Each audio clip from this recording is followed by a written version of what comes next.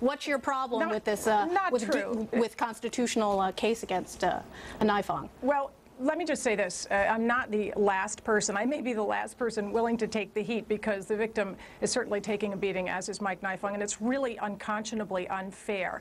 And here's why. You want to talk about hiding evidence. The defense has been handed thousands and thousands of pages of material since the beginning, and it's very well known that they are not sharing all the truth with us. Let's talk about this specific piece right here. The defense is not, well, let me just make one point, because it matters to the fairness of the process. And if you're going to bring civil rights violations against a prosecutor, what you have to do first is give the public all the evidence. The defense has refused to turn over to the public over 1,000 pages of evidence, and I want to know, before I pass judgment on this case, what are they hiding? Do we have eyewitness testimony? 30-some-odd guys were there. There's a good chance a few of them actually saw what happened and may well be cooperating. Are there photographs? We know there were before photographs and after photographs. There's a chance there are during photographs. So before I say, let's throw the book at Mike Naifong and call for him to step down in federal investigations, I want to see all the evidence. I'm not going to judge this case based on defense spin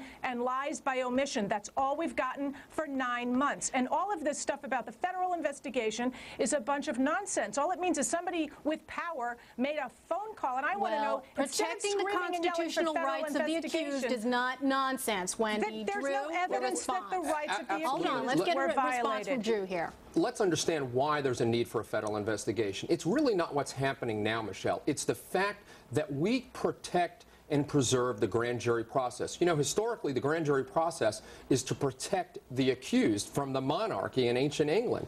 And that's the way it's supposed to work here. The reason for a federal inquiry is to see whether Mr. Naifong withheld exculpatory information, that is, evidence that proved innocence, when he presented this case to the grand jury.